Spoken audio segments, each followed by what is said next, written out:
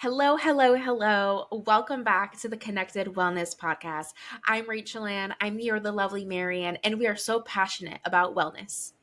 Here in this podcast, we look at the ways our physical, emotional, and spiritual health is all connected and how we can take better care of our whole selves holistically so we can live our best lives. We're really excited that you're here with us on the journey. Welcome Yes. to episode 30 of the podcast. Yes. Yes, thank you. Yes.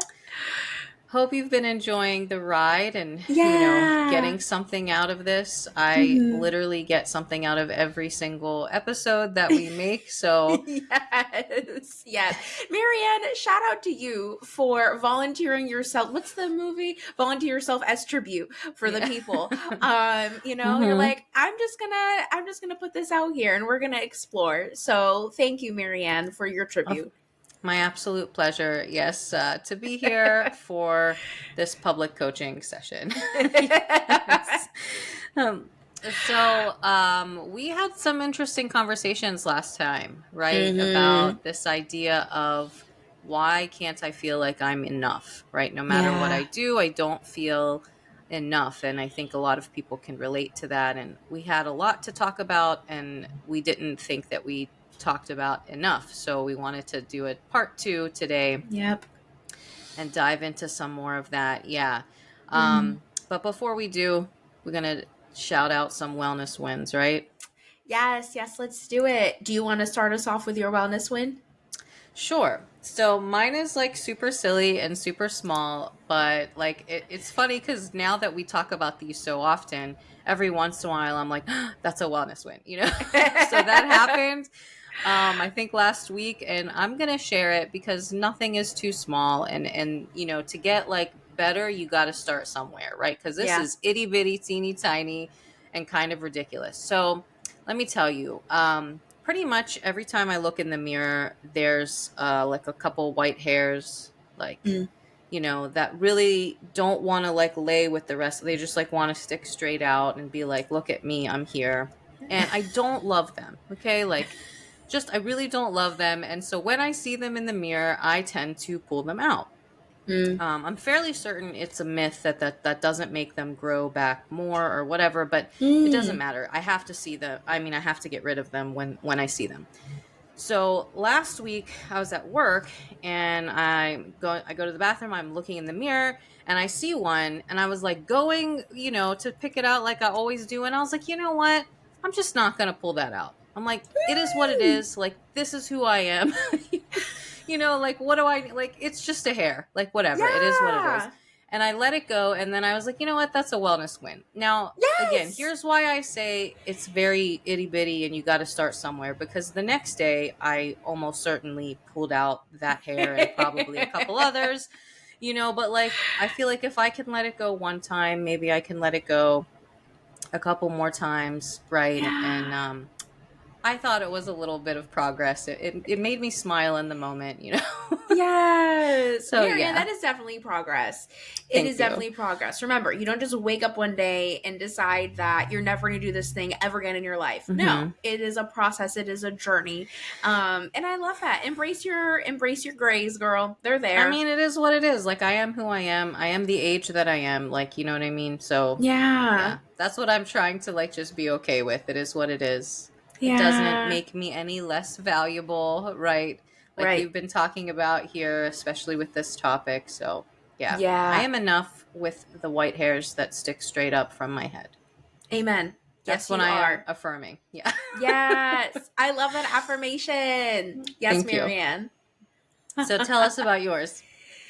So my wellness win is about my physical health. So as y'all know, I have been on a journey of just doing all things physical wellness. I have lots of like tiny, but like present enough medical issues that are manageable, and we are Mm. managing. We are going to the doctor. We're going to the physical therapist. I have to meet with a nutritionist soon. I am doing the things. So good job, Rachel, for doing the things. Um, And one of those things that I'm trying to do is I am trying to lose some weight. I have PCOS. If you have PCOS or if you know about PCOS, y'all know the weight journey and how our bodies react to things is just, Mhm. it is a very particular and unique situation that takes a really long time to manage and understand. And so weight loss has been really hard because PCOS is like not weight loss friendly. But I've been revamping my diet. I've incorporated way more working out and different types of physical activity because some days I can't get to the gym, but there's still physical activity I can do. And I weighed myself earlier today actually, and I lost quite a bit of weight. And I was like, that's really great. Nice. And so Yeah. this is a disclaimer. I care about losing some weight because it's stressing out my joints. I'm not feeling as comfortable moving around. I still think I'm really beautiful. Okay, I do. So for all of you who are like weight loss and beauty, nope, I'm beautiful because I'm already beautiful.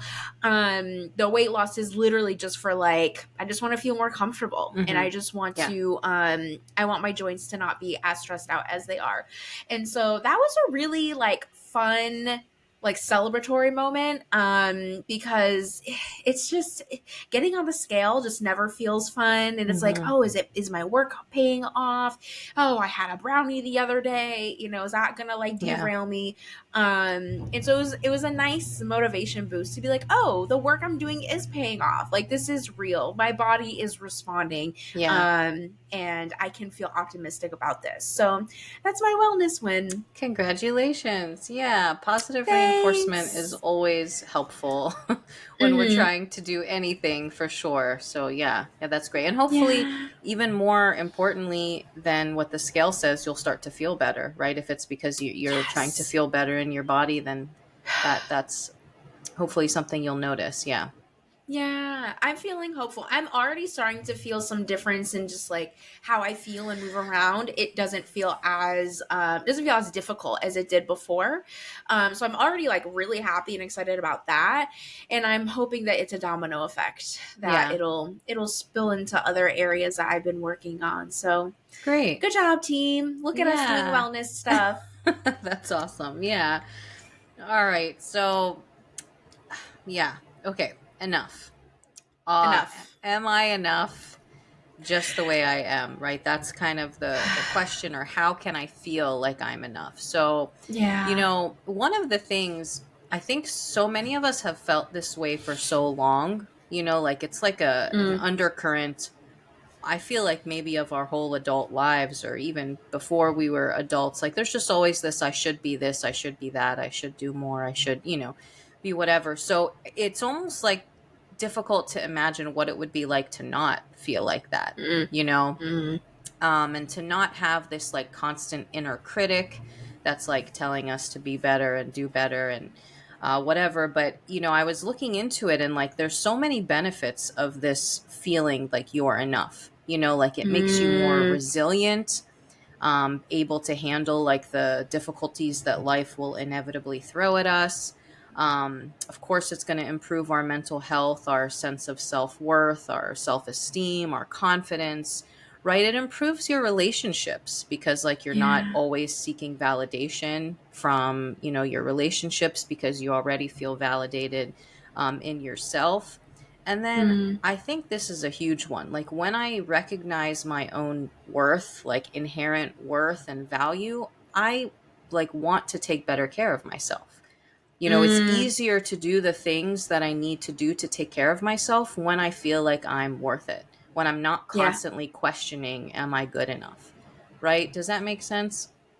That makes a lot of sense because if we feel like we are enough, then it's like, oh, I know that I am enough. So if I didn't do as well as I wanted to on something for my job, or if I don't know, got into an argument with a friend and I know that I did something wrong and I need to apologize, it's easier for us to do that because we're not beating ourselves up and saying, wow, I Hmm. suck at life and I don't deserve nice things and all this negative stuff. It's like, no, I am enough and I still made a mistake and this is something I can do differently to apologize, or oh, I am enough and next time I'll just focus more on this part of the presentation or something like that. So Yeah. I think it makes a lot of sense and is really powerful how it connects to so many different things. Like saying and believing like I am enough is more than just like a morale booster. It Mm-hmm. literally impacts all of the relationships that we have. It impacts how we show up in the world, the conversations we have with people, what we say yes to, what we say no to. It is truly one of those game changers. Yeah. Yeah, and what you just said reminded me of something that you always say, which I think is super important, that we can exist with like the two realities, right? Hmm. So I can understand that I am enough and great and wonderful just the way I am, but still want to make some improvements, right? Do Yep. something differently in my job, like you said, respond differently to conflict, whatever it is. So if I don't have this side of it, though, the I'm enough side of it, then I'm just constantly beating myself up. Right. And when I come from a place of like self hatred or self loathing, I'm not Mm. going to do good things for myself. You know what I mean? Yeah. I actually Yeah. heard this very recently. This I found it very powerful. You can't hate yourself into changing. You can Mm. only love yourself into changing, right? So there's nothing wrong I with love wanting that. to change or improve or be better.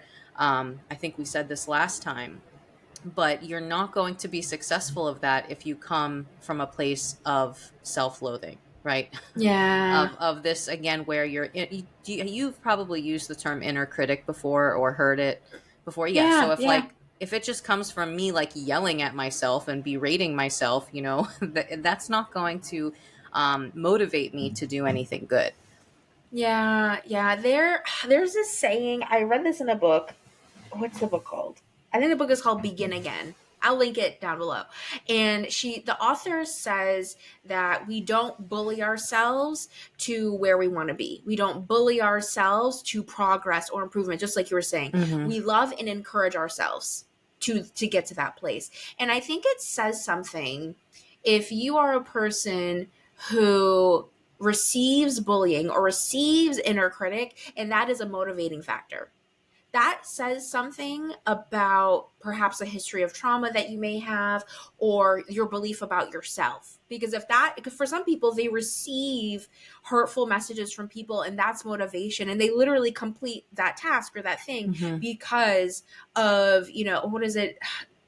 There's so many sayings about how anyone who's a hater or your naysayers, you turn it around and it's a lesson and it's supposed to empower you. I think there's a point though where it actually is unhealthy, because if Mm-hmm. you respond to yelling, then that shows that maybe there's a dopamine gap that we need to fill in, or that shows that you respond to being scared, and that's not healthy.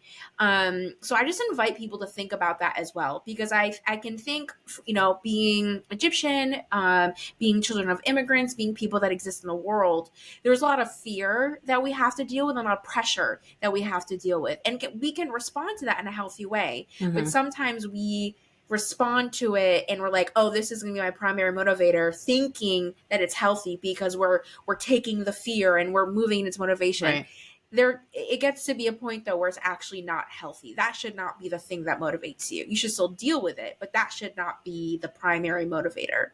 Yeah, yeah, that totally makes sense. I think personally, I do not respond to the bullying, even the self Same. bullying at all. I realize the only thing that I respond to that has helped me be successful in the changes that I've made for my physical health is grace. Only when I gave Yeah. myself grace, that's like the huge thing that I had to learn. That I didn't have to be so hard on myself. Imagine that. Like Yeah. that's the only time I was successful. That's when I Mm. learned that I can make positive changes, is when I gave myself grace. So for I love me, that that. inner critic is not helpful at all. Like it Yeah. just, brings me down, for sure. So it makes me think that, and we've talked about this before, our thoughts, right? The power of our thoughts. And we need to be a little bit picky about the thoughts that we allow to dwell in our minds, that we allow to kind of perpetuate in our minds, and Yeah. like really kind of stop those negative ones, and shut that inner critic up. Hmm. So yeah, maybe we can talk about, do you have any strategies for that? Mm-hmm.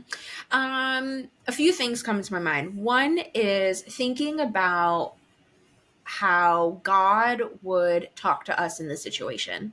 So I forgot where I heard this. I be hearing phrases and I keep forgetting where it is. So if you're someone that has told me this, please tell me below, because it's my poor memory that I can't remember. I am so sorry. So credit to wherever I heard this. But there's an expression that says that God loves us so much that he created us, and he loves us so much that he's not going to leave us where we currently are. He's going to walk with us to that place where he wants us to be, and to the Mm-hmm. person that he's molding us into being, and the edification, the sanctification, the holiness process that he is calling us to. Um, and I love that beautiful balance, because that dichotomy that seems so scary and that doesn't really go together is broken by the Lord. He says, like, you are enough and I have more in store for you. It's an and. In the world, those things don't typically go together. But with God, like so many other things, that's how he operates, and we get to see his fullness and he gets the glory from that. So one thing that I think is a really helpful technique, is to think about, what would God say in this situation, and think about the characteristics of God. Like, if you're saying, oh, God would be mad at me, God would tell me that I deserve this, I deserve to be punished in this way, and XYZ. Look at the Bible and see how God responds to people when they sin and when they mess Mm-hmm. up. And read stories of people who have confessed to the Lord and have repented to the Lord. And what was God's response to that? David is one of my favorite examples. He did a lot of really sinful stuff, y'all. I wouldn't Mm-hmm. recommend doing half the stuff he did. But what happened after every time he repented and he asked the Lord to correct and make his heart pure? And he even called himself God's favorite. Okay, so he may have an ego problem. I don't know. But it was to the point where he saw and recognized the sin that he was engaging in, and he brought it to the Lord, so much so that he felt like God still loved him. That's Yeah. really powerful. So that's one technique, is to think about, what would God say? Another technique that I typically recommend for people is, if you were having a conversation with a friend, a loved one, about this, and if that loved one was saying the things that you're saying, how would you talk to them? Mm-hmm. If they were stressed, if they were being harsh with themselves, the way you're being harsh with yourself right now, how would you support them? How would you respond to them? You probably would be really loving. You'd probably be like, girl, that's just not true. You're being so hard on yourself. Mm-hmm. And so think about those things, and that can help you really break between, like, having these negative thoughts versus reframing and changing your thoughts to be helpful. Yeah. Um, those two are typically helpful. The third one is also really helpful, but it's a little bit more of a deep dive, where you basically just explore where it came from. And you say, okay, where is this thought coming from? Is this something that I heard from childhood? Is this something that I heard from a boss years ago? Mm-hmm. Is this, did I hear from a TV show, right? This thought came from somewhere. This inner critic is coming from somewhere. Where is it coming from, and how can I practice having agency over my mind so that the inner critic is not the loudest one?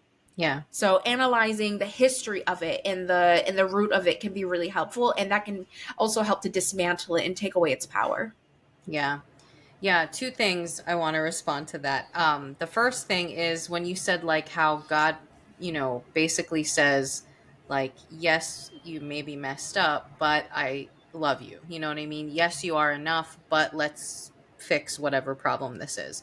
So that reminds me of like, I think what we can do for ourselves when we mess up. So you could use that example of maybe you messed up something at work, right? So Mm, instead of just berating myself, I messed up, I should have done better, what's wrong with me, I should have known better. Okay, yes, I messed up, but what did I do well? Right? There's probably mm, something that I mm, did do well, and I need to look at again all the evidence. We talked about looking at evidence, to challenge our thoughts last time. So sometimes the yeah. evidence says yes, you messed up, but there's more evidence that says you did really good connecting with the client. For example, maybe you weren't prepared with specific material, but you did a great job connecting. So that's what Mhm. helps me to learn, like, okay, I did good here, but I need to work there. So Mm, I think that's a good technique in general. Like, as soon as we get that inner critic that says, you suck at this, okay, well, what do I not suck at? Right? So look at both sides of the picture so you can look at yourself holistically and make better decisions about how to move forward. Yeah. Again, I'm not going to make good decisions for myself if I'm just looking at myself as you suck. You know what I mean? Mm. I know there's a better way to say that, but you know what I mean? If I keep telling myself I'm not enough, I think I'm going to perpetuate the behaviors that will make me feel like I'm not enough. Yeah. Versus if I tell myself, yeah, maybe I could do better with this, um, then I can move forward in a more positive manner. Yeah. So Yeah. that's one thing.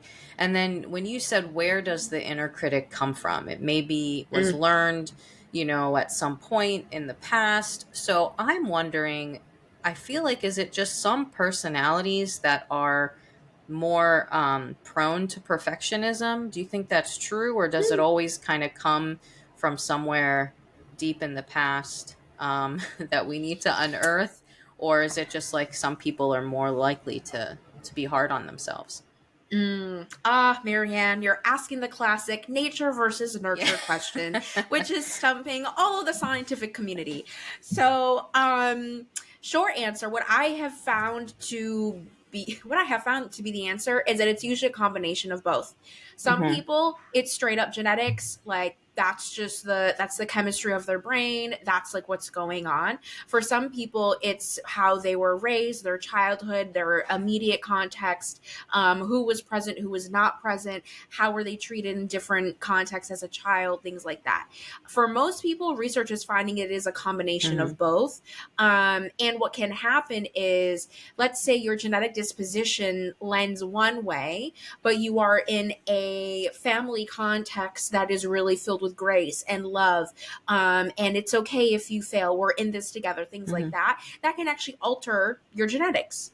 And we also see vice versa. Yeah. So they impact each other. And I think that's why it's hard to straight up answer it. In my experience, like as Rachel, a human, and also in the experience of me having friends and clients and stuff like that, I do see it's a lot more of nurture. I do see some, especially for my neurodivergent clients, nature is definitely involved, but nurture, the context they were in, impacts how their nature is in the world, Hmm. if that makes sense, like how Yeah. it's presented, and how it's treated and the solutions for stuff like that. So I don't know, I think, and then also I hear stories of like, I was at rock bottom and that's when I shifted my entire Mm. personality. That's legit too. You know what I mean? So we never know what it's going to take for somebody to get the message that they need to get in order to make those changes. Some people need a rock bottom situation. Some people don't. Some people are like, "Oh, I learned after that first one and I just never made that mistake again." Yeah. And it was not a rock bottom situation. So, I don't have a solid answer for you, but I hope that is enough of an answer. Yeah, no, definitely. And then you reminded me, the science geek side of me, that genetics, how do I say this? Like, our environment affects the expression of genes, right? Like, this is the same for, like, if you have genetics that predispose you to alcoholism, for example, right? Like, Mhm. you're not necessarily going to become an alcoholic, but certain things in your environment could basically turn those genes on or off. So I think it's kind of the same Yep. idea, like what you're saying here. There's definitely a combination of the two. Yeah. Mhm. Yeah. Um, yeah, I feel like I'm just hard on myself. I don't know where it comes from. And I think I Mm. said this last time. I'm not really interested in the deep dive.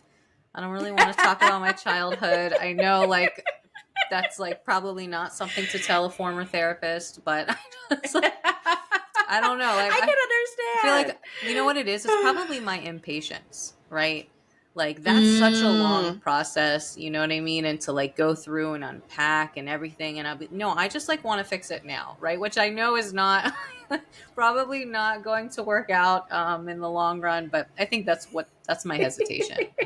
I don't have That's time a very for that. that's real. Yeah. Girl, that's real. I have a few fun responses if you're ready for this. I mean, I'm ready. I So think we need to give, listeners all the perspectives, right? Like, so yeah, go for it. absolutely.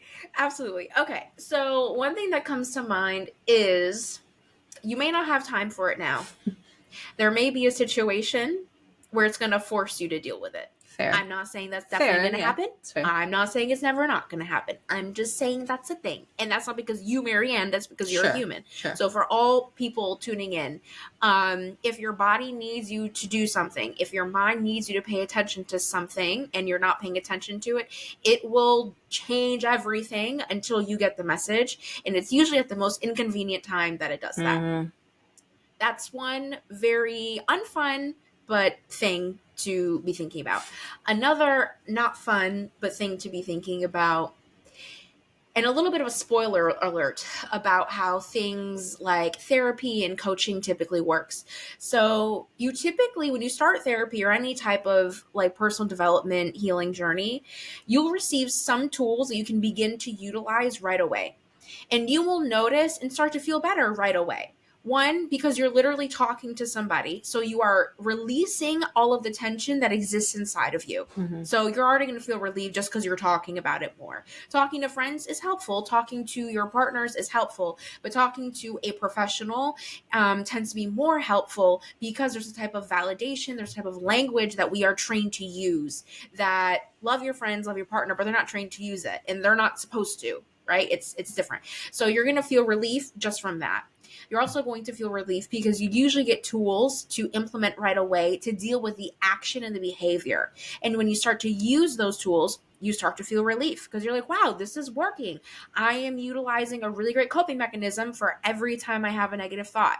This is really cool. So now you entered your personal development journey or your wellness journey feeling stressed, overwhelmed, and pessimistic. Then you released and you got validation and you got some answers and you got some tools. So you're feeling better than how you were feeling maybe a month ago. What does that do? That boosts your motivation to make you want to stay in the thing. And that builds up your resilience and your strength all of that will help you do the deep dives that you don't actually want to do. You can do the deep dives when you have the support and when you are less stressed out. Yeah. When you're too stressed out, when your nervous system is still on overdrive, asking to do a deep dive is too much. That's why it feels like a lot. And so that's a spoiler alert for folks who have been in therapy or any type of support. That's typically what happens and how it can be really, really helpful. So whenever you're ready for the deep dive, you will find a way to be ready for it. Yeah. For now, I am like loving a lot of tools that I've learned. Like, again, that just challenge the thought, I think for me is like the biggest one. What's the evidence? Yep. And kind of like, we've talked about a gratitude practice. I think we can do the same thing to build up our sense of enoughness. Is that a word? Yeah. Our sense of it is now. Yeah, worth, value, because as same time I can say, what am I thankful for today? I can ask myself, what did I do good today? What am I proud of myself for today? And when so much of our day is spent telling myself, oh, you could have done that better. Look at your hair like that, like whatever, you look horrible. You did this, you did that. Then how, impactful is it to give myself some of these like intentional thoughts of you did this well, you did that well, you look beautiful, so yeah, I think that's a good one, like especially if you already have a gratitude practice, just like add on to it. I love that tool of practicing gratitude literally can make the difference between night and day. It really, really can. Yes, you have to do the deep dives. That's there. We know about that. But the tools in itself are so, so helpful. There is a point where sometimes the tools are not helpful enough. And that lets you know that, oh, now we have to do the deep dive. And the question to ask yourself is, what's preventing me from doing the deep dive? What am I afraid of? And can I handle the worst case scenario of this? Literally, for most people, they're like, I'm afraid that I'm going to do a deep dive and my entire personality is going to change and all my relationships are going to change and I'm going to be alone and I'm no longer going to have the things that I have. Like that's typically the root of the fear that people have. And that is so real. So, so real. But by addressing that and saying, okay, so we just make sure that doesn't happen. We put support systems in place of healthy friends and healthy relationships that let you know that even if you decide that you drastically change your personality, they'll probably still be there with you Mm-hmm. and they'll be rooting you on and they will be supporting you. Unless you all of a sudden become a harmful person, they're likely to stay by your side. And if you go down that route, your practitioner will help you with that too to Yeah. make sure that you don't, you know? And so that's very, I don't know, I feel very strongly about this because fear gets in the way of so many things that is actually godly and it is healthy for us. You know, when we listen to fear more than us listening to God, or when we Mm-hmm. listen to our insecurities more than listening to God. In my wedding vows, I literally said this to my husband. I said, I vow to listen to God more than my anxieties. That crap is hard.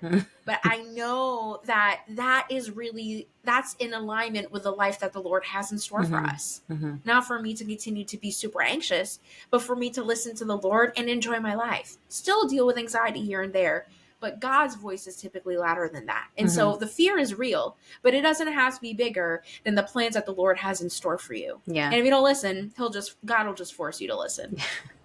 Yeah, well, I like that because we need to be able to hear God's voice, right? And to be Yeah. able to hear that voice, we have to be familiar with it. And that means probably spending time with Him, right? So there's so much to Mm-hmm. that. Like what you said, like sounds like a simple statement. I want to listen to God more than I listen to my anxiety, which I love that statement. But there's so much behind that. Like to be able to do that, Yeah. like you said, it is not easy. And speaking of fear, my favorite verse about that is, "For God has not given me a spirit of fear, right? But of love and of power and of a sound mind." Like, I love that phrase, a sound mind, because again, Mm. when you have like anxiety and fear, you do not feel like your mind is sound, right? It's like these Yeah. fears are irrational. They don't make sense. Like a lot of the time, I'm like, this doesn't make sense. Like, why am I afraid of this? Or why am I feeling like this?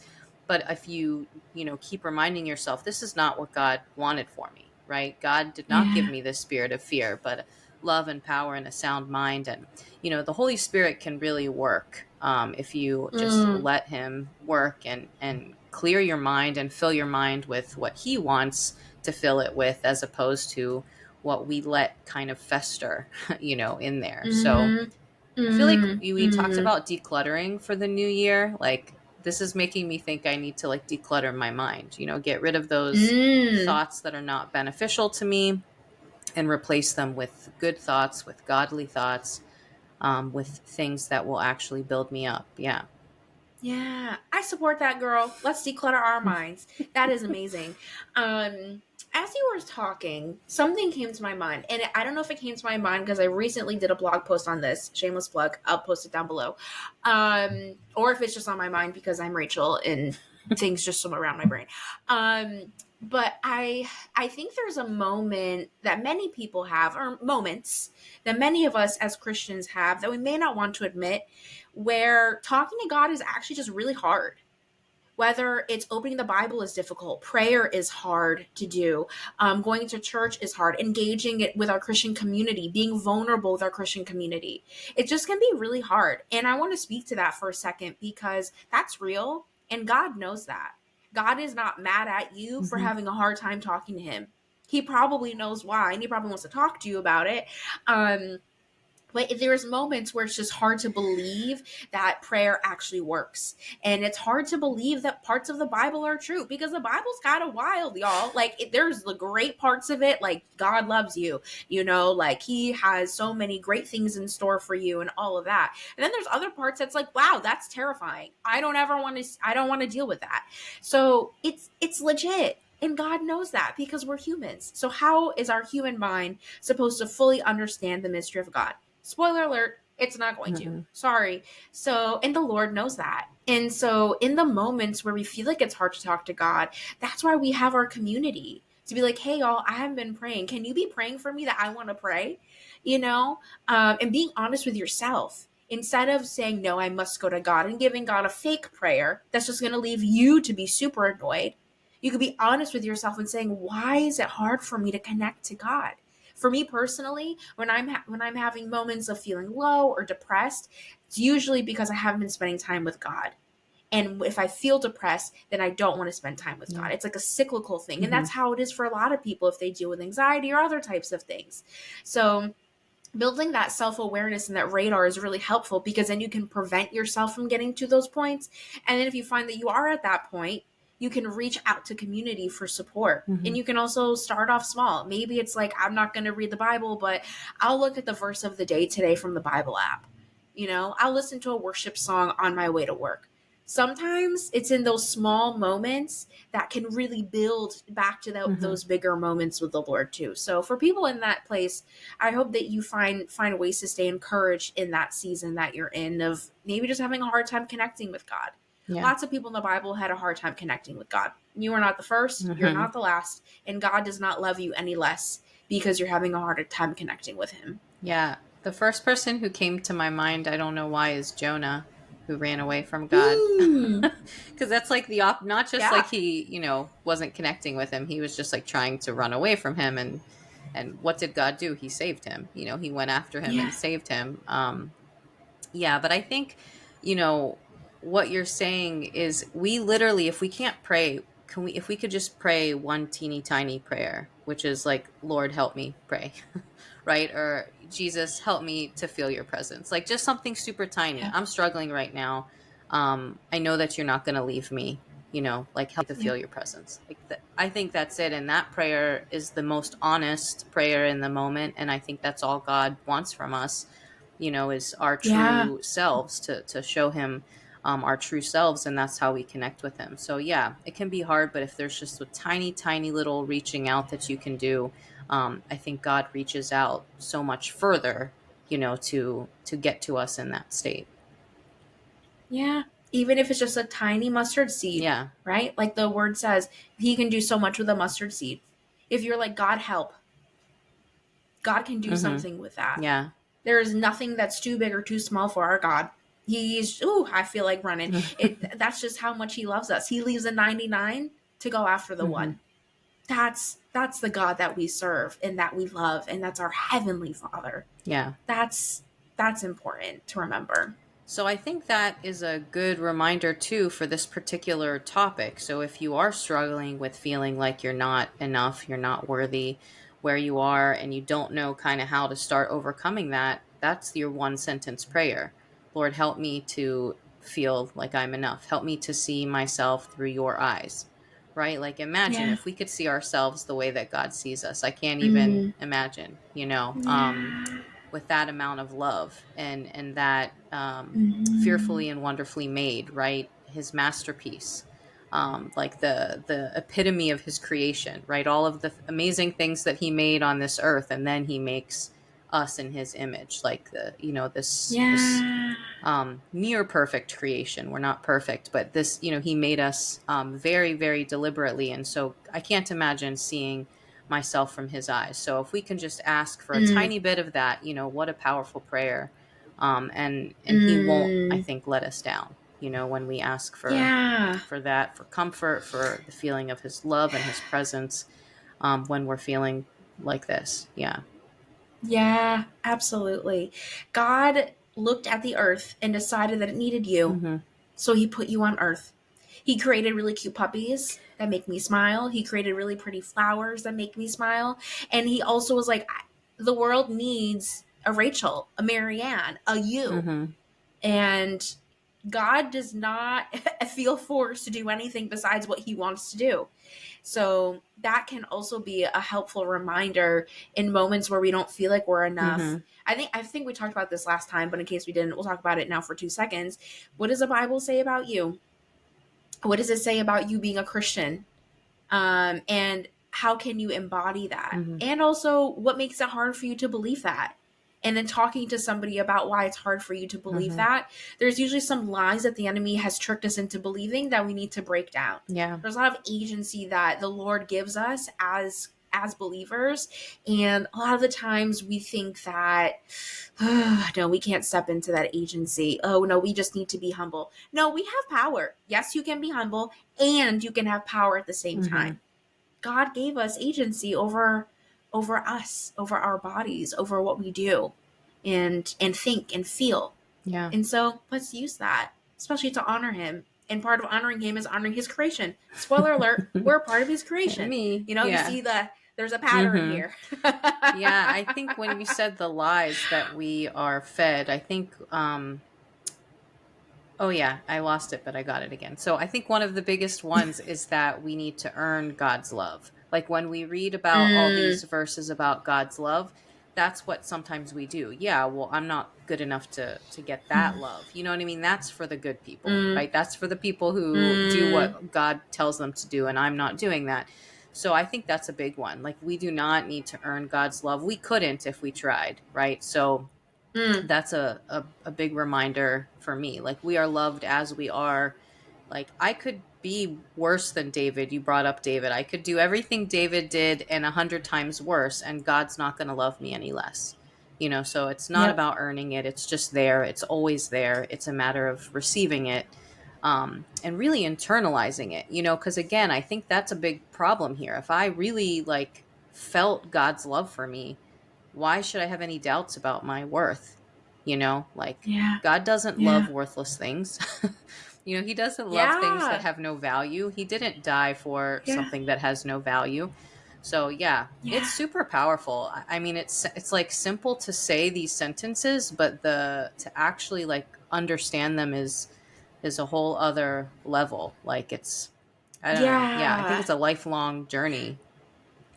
Yeah, for sure. One, I feel like we should do an episode on embodying what God says about you. Yeah. Because I could talk about this for 5 hours, but we have like 2 seconds. And the second thing that is coming to my mind is it is so hard to embody those things, and it's so hard to listen to God more than the lies or other things because we live in the world, right? And if you are okay, prefaces. I love being Egyptian. I love our culture. I think we're the bomb.com. There's a lot of pressures in our culture, but just like there is in other cultures as well. That's just how it is, right? We all have our intricacies. And I think for a lot of us, especially as Egyptian Christians, we've been born and raised into believing that we only have merit based love, right? We grew up being like, you can be a doctor, a lawyer, an engineer, right? That's like the joke in our Mm-hmm. community, and other communities, other immigrant communities as well have that joke. And so this idea that like these are the ones that are worthy of it all. If you are not this, there's something wrong with you, you know? And we apply that to other areas of our lives. And one of those is our spiritual life. And God, I am so grateful that God does not abide by the rules of the Mm-hmm. world. He literally flips the table of societal, cultural, familial, friendship, professional, any type of standard. And he flips it upside down. He said, this is not what I have in store. This, like, the world that we're living in right now, I'm going to be meta for 2 seconds. Everything we're experiencing right now is not part of God's plan. God's plan was for us to be chilling in Eden and like living our best Mm-hmm. life. But that's not what happened. And he was like, all right, cool, plan B, here we go. So I don't know what plan we're on now. But that's where we are, Mm-hmm. and that's the God that we serve. And so if you're like, yo, it's really hard for me to embody these things, yeah, probably because you're human. Probably because there's a lot of stuff that you learn growing up in your family, your friends, your culture group, and whatever. Yeah. There's a lot of stuff that we learned that we need to unlearn. And when we do that, we clear out space in our mind and in our soul for then the Lord to really, really speak. That's why things like fasting is a really powerful Mm-hmm. discipline, because we're removing so much of our flesh, which creates more room for the Holy Spirit and for the Lord to really, really work. Yeah. So that's my 2 cents that I could go on a tangent, and I won't go on a tangent. Well, yeah, that's very powerful. We need to think about all of these topics that we're going to need to discuss further in the future for sure. But I'll just tell you my one sentence takeaway is that I choose which thoughts to give energy to, right? So I need to remember that and give myself more thoughts that come from God, right, to focus on as opposed to the thoughts that come from my inner critic. Yeah, Amen. that's my Amen. takeaway. I love that. That is a great takeaway. Thanks. I think my takeaway is I know this, but I think I can use a reminder. Um, just being reminded that like God made me on purpose and for Mhm. purpose. Yeah. You know, Yeah, I It's love just that. like, wow, being an entrepreneur, being a person of color, being so many things that's just hard in this world sometimes, you just kind of forget. Like, I know I exist, I know I have purpose, but like God made me on purpose. That's a different, Mm-hmm. it's a different level Yeah. of understanding. But we would also love to hear from y'all. What is your big takeaway from this episode? And also, what are the things that you'd like to hear from us more? Let us know below the things you're dealing with, you're thinking about, topics that you have in mind. If you'd like to reach out to us on Instagram, you totally can. We're on Instagram at Connected Wellness Podcast. If you would like to reach out to me personally, I'm at Real with Rachel Ann. If you want to reach out to Marianne, she's at Wabasaba. If you want to reach out to us on Facebook, we're also there at Connected Wellness Podcast. If you want to email us, we're at connectedwellnesspodcast@gmail.com. And any of the things we spoke about today, the link from last week's episode, the blog post about what to do when it's a hard time with God and stuff like that, all of that will be linked down below for your convenience. And without further ado, we'll hand it over to Marianne. Thank you so much for tuning in, and be well until next time. Yes, be well, everybody. Bye. Bye.